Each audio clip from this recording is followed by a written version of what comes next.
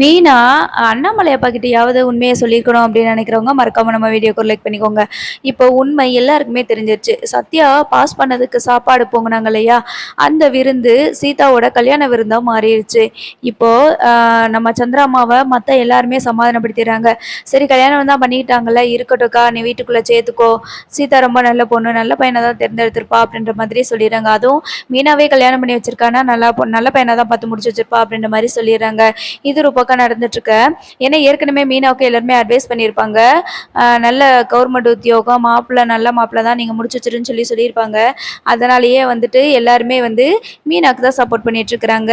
இப்போ அந்த சத்யாவுக்கு சாப்பாடு சத்யா பாஸ் ஆனதுக்கு ட்ரீட் வச்சாங்க இல்லையா, சாப்பாடு செஞ்சாங்க இல்லையா, அதை வந்துட்டு கல்யாண விருந்தா வச்சுட்டு இருக்கிறாங்க.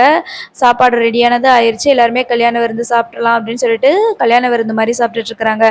அது ஒரு பக்கம் நடந்துட்டு இருக்க. நம்ம மீனா வந்துட்டு எப்படி முத்துவை சமாளிக்க போறாங்க அப்படின்னு சொல்லிட்டே தெரியல. முத்து வந்து யாரை கல்யாணம் பண்ணவே கூடாது அப்படின்னு நினைச்சிட்டு இருந்தாங்களோ, யாரை எதிரின்னு நினைச்சிட்டு இருந்தாங்களோ அவங்களையே வந்துட்டு மீனா கல்யாணம் பண்ணி வச்சுட்டாங்க.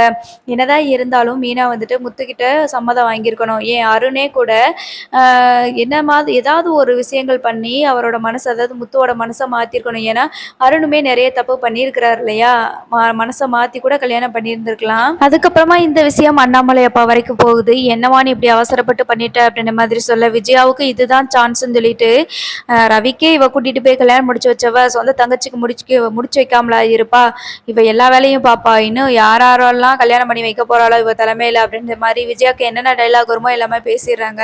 அப்பதான் இன்னும் கோவம் அதிகமாகுது முத்துவுக்கு. உடனே போயிட்டு மன்னிப்பு கேட்குறாங்க மீனா.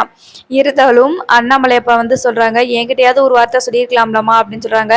இல்ல மாமா அவர் ரொம்ப நல்லவர் தான், உங்க பையன் தான் வந்துட்டு தப்பா புரிஞ்சிட்டு இருக்கிறாரு, அதனாலதான் சீதாவோட வாழ்க்கை போயிடக்கூடாதுன்னு சொல்லிட்டு தான் எங்க அப்பாவோட இடத்துல இருந்து நான் கல்யாணம் பண்ணி வச்சேன் மாமா அப்படின்ற மாதிரி சொல்றாங்க. அதுக்கு தான் எங்க அப்பாவை மூச்சுக்கு 300 நேரம் நீங்க அப்பா மாதிரின்னு சொன்னையே, என்கிட்ட சொல்ல வேண்டாம், ஏன் இந்த பெரிய மனுஷன் இருக்கிறாங்களா இவங்க கிட்டயாவது ஒரு வார்த்தை சொல்லிக்கலாம்ல அப்படின்ற மாதிரி முத்து சொல்றாங்க. எது எப்படியோ இனிமே நான் உங்க கூட வாழ போறது இல்லை அப்படின்னு சொல்லி சொல்றாரு. இது டிவோர்ஸ் வரைக்கும் போகும் அப்படின்னு சொல்லிட்டு எதிர்பார்க்கறேன். சரி என்ன நடக்குதுன்னு பார்க்கலாம்.